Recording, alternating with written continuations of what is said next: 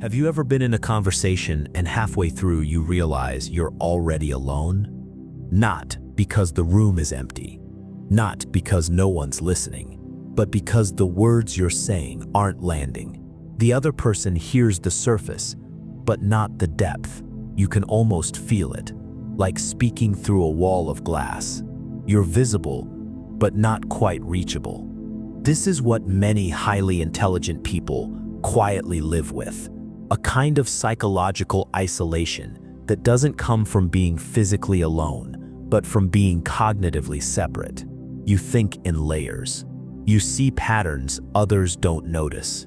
You ask questions that make people uncomfortable, not because they're offensive, but because they disturb the simplicity people cling to. It's not arrogance. It's not superiority. It's just different wiring.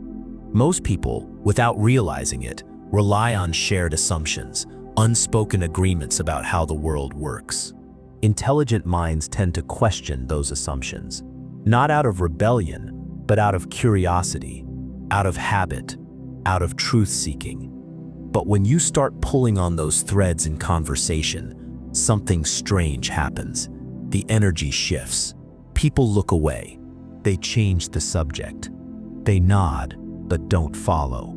Or worse, they laugh nervously and move on. You realize they're not engaging with what you said.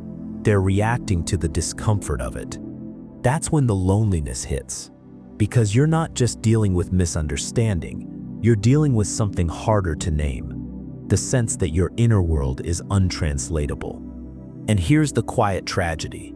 Many intelligent people learn early on to hide that part of themselves, to dial it down, to play small, not because they want to, but because the alternative is exile. Imagine being in a world where every attempt to show your true self makes others flinch. Over time, you stop trying. What makes this especially painful is that intelligence is supposed to be celebrated. We praise genius. We admire brilliance. We put smart people on stages and quote them on social media. But in everyday life, in families, in classrooms, in friendships, it's often the opposite. The deeper your thoughts, the harder it is to fit in. And this isn't about IQ. It's not about grades or degrees. It's about perception, depth, pattern recognition, the ability to see what others miss, and the cost of that vision. Because once you see clearly, you can't unsee. And once you speak clearly, you begin to notice how few people actually want to meet you at that level. That's the invisible wall. And if you felt it, you're not imagining it. It sits real. There's a reason deep thinking makes people uncomfortable. And it's not because it's wrong, it's because it's disruptive.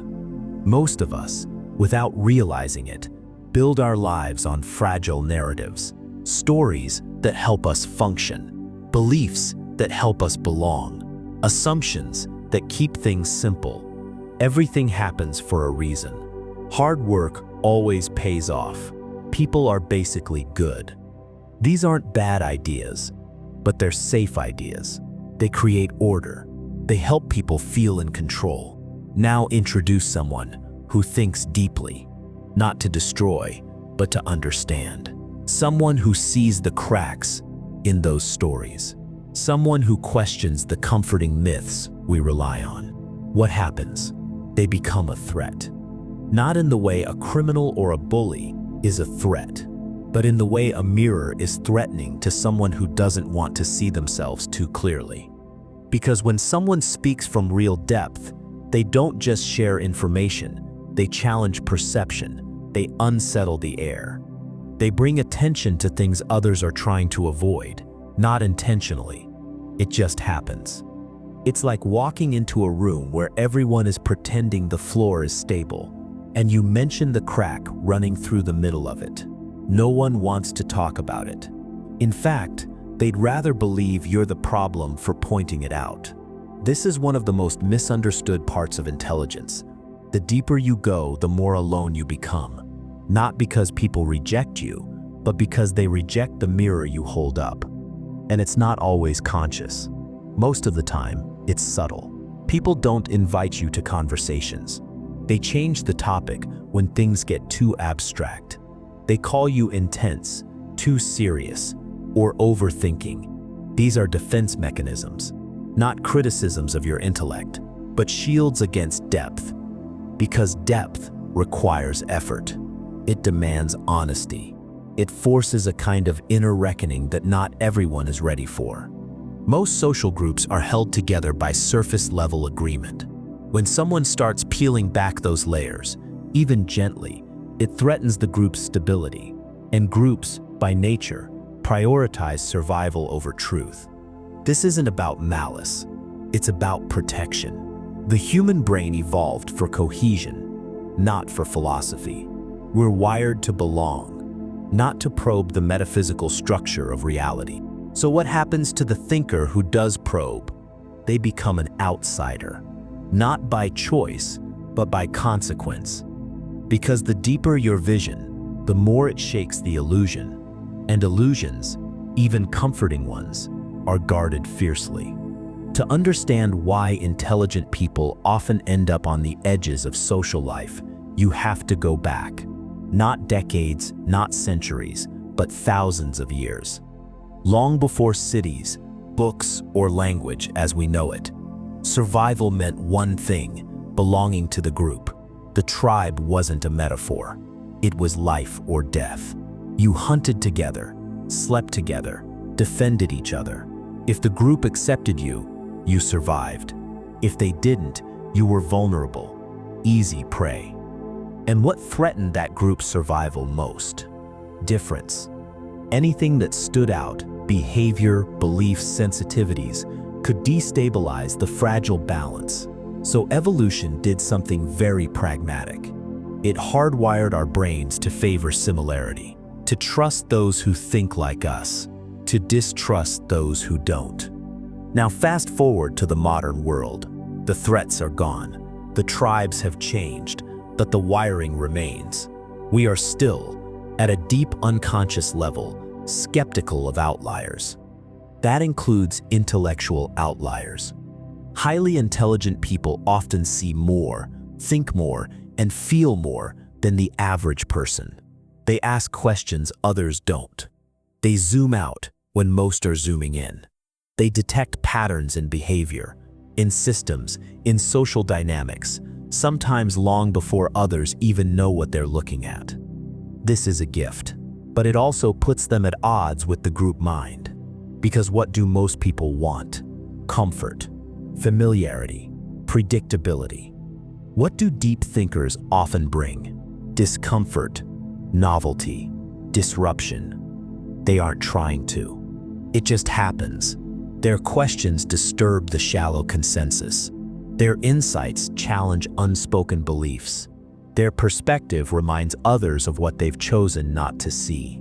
And again, it sets not personal. It sets neurological. Humans evolved to avoid cognitive dissonance. When someone's intelligence creates that dissonance, it triggers a kind of primitive social rejection.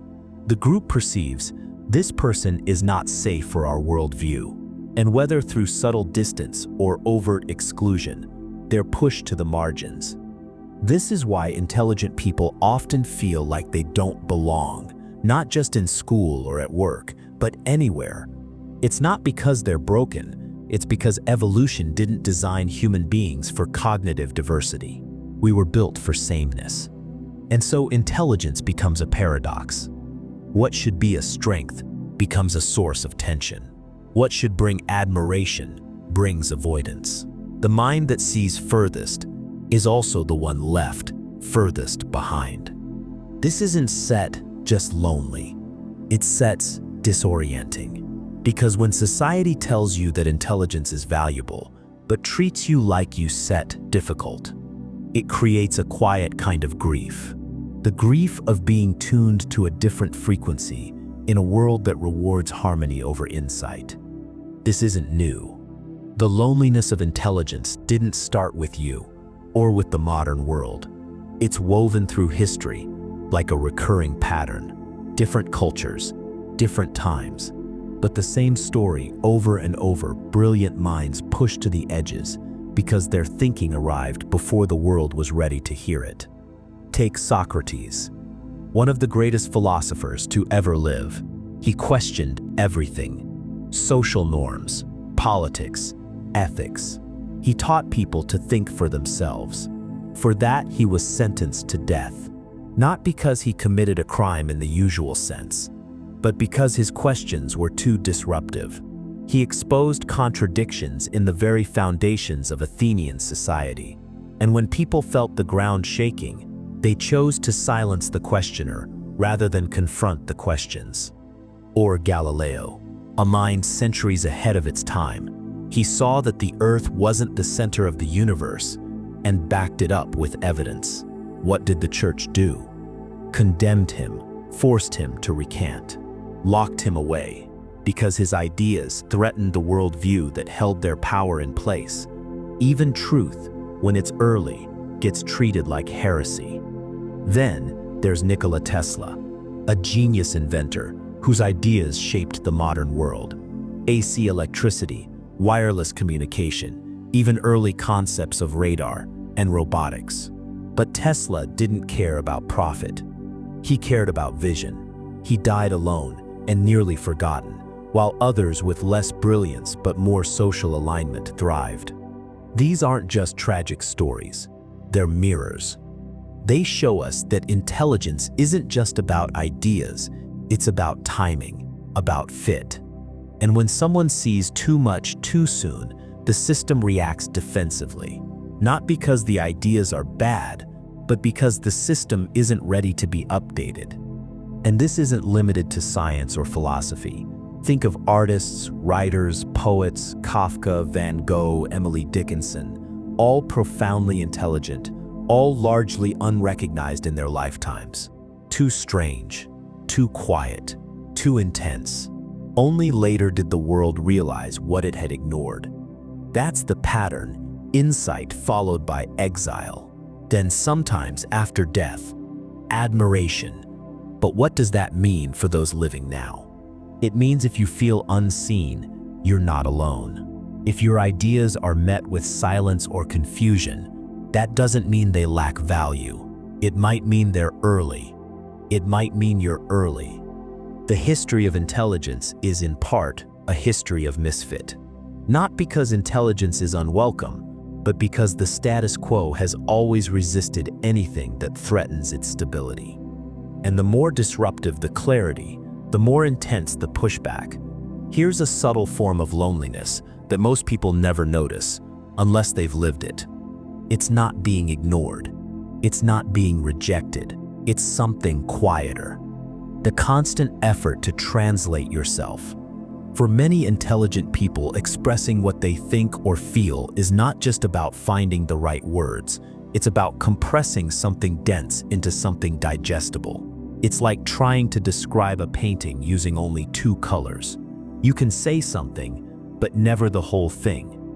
The smarter someone is, especially when their intelligence is abstract or intuitive, the more internal friction they feel trying to communicate with the world. Because they're not just dealing with thoughts, they're dealing with structures of thought. They see patterns, contradictions, systems. They process nuance. And language, by nature, simplifies. This creates what you could call the language gap. You try to explain an idea that feels vivid and obvious to you, but as soon as you say it out loud, it feels thin, flat, and you see it in the other person's face. The confusion, the polite nod, the blankness. So you try again. You rephrase. You give examples. You circle around it. And still, something's missing. Over time, this experience wears you down. It creates a subtle emotional cost. You start to doubt whether it's worth it, whether it's even possible to be fully understood. Some intelligent people respond by talking more, trying to clarify, over-explain, elaborate. Others go the opposite way. They withdraw. They go silent. They stop sharing what they really think. Not because they've lost the insight, but because they've lost faith in translation. This has nothing to do with vocabulary. It's not about sounding smart. In fact, the smartest people often work hardest to make their ideas simple. But when you're carrying a multi-layered perception of reality, no amount of simplification can preserve the texture of what you see. It's like trying to describe music to someone who can't hear. You can explain the tempo, the notes, the rhythm, but you can't transmit the feeling. And that's the real heart of the language gap, not just intellectual distance, but emotional disconnection. You're not just failing to be clear, you're failing to be felt. And over time, that creates a very specific kind of isolation. Not the isolation of solitude, but the isolation of always being a few steps out of sync, linguistically, conceptually, even spiritually. That gap can't always be closed, but understanding it exists is the first step to making peace with it. Here's a hard truth that intelligent people often discover slowly and painfully: being right doesn't mean being accepted. Seeing clearly doesn't guarantee being included, and deep understanding does not automatically translate to deep connection. Intelligence is often framed as a personal strength, but when it doesn't come with shared values, emotional resonance, or cultural alignment, it can actually separate you from others rather than bring you closer. You might notice it in everyday moments. You walk into a room, hear a conversation, and instantly see the blind spots, the flawed logic, the shallow thinking, the assumptions no one's questioning. But if you speak up, you risk sounding condescending. If you stay silent, you feel fake. So you smile, nod, and feel quietly alienated.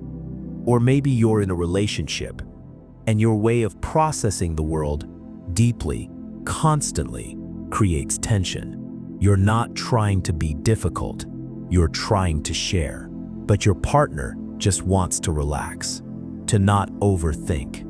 And you realize your inner world is a place they don't want to visit.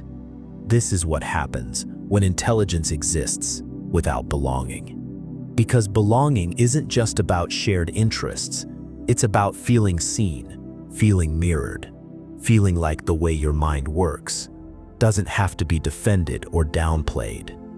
And when that's missing, it creates a kind of psychological split.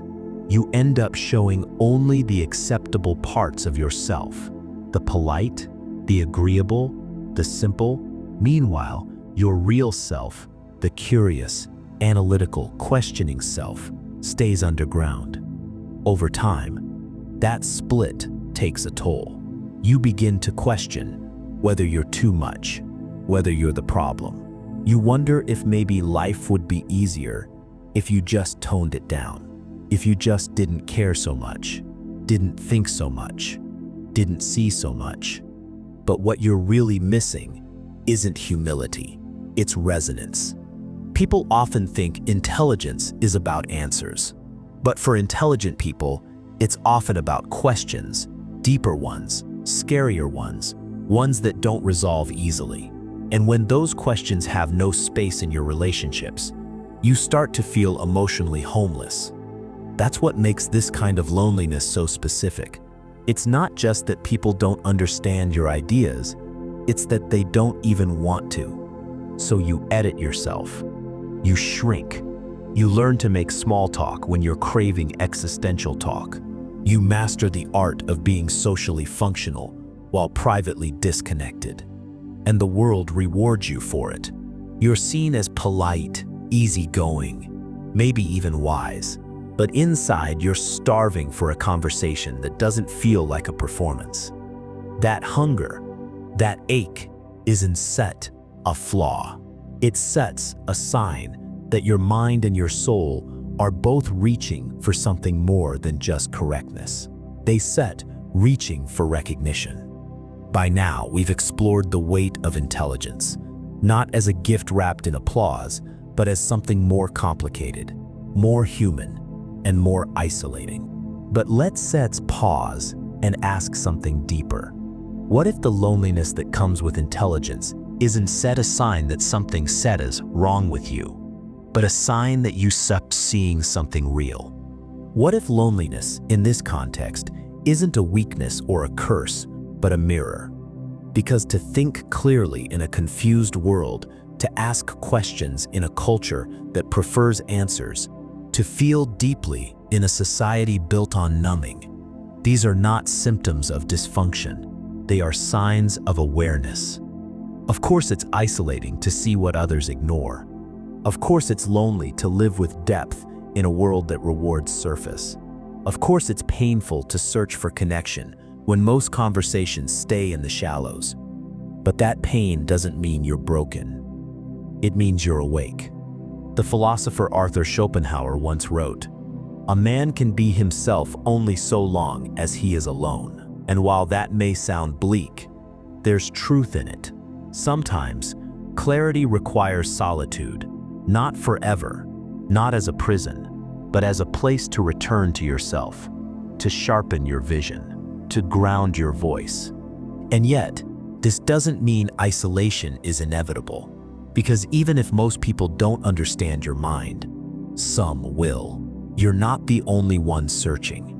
You're not the only one standing at the edge, looking for a conversation that feels real. The challenge is to stop looking for belonging through dilution and start looking for it through alignment. Find the people who make you feel more like yourself, not less. The ones who don't flinch when you go deep. The ones who don't call you too much when your questions get uncomfortable. They exist, quietly, like you, waiting, like you. Until then, carry your loneliness, not as a defect, but as evidence that you've chosen truth over comfort, clarity over convenience, thought over noise. And remember this, loneliness isn't always the absence of connection. Sometimes it's the space where real connection is still on its way. If this resonated with you, let's open the conversation. Have you felt this kind of loneliness before? The kind that comes from seeing too much too clearly? Share your thoughts in the comments. You're not alone in your mind, even if it's felt that way. And if you found something true here, consider subscribing to Restless Wonder. There sits more to uncover together.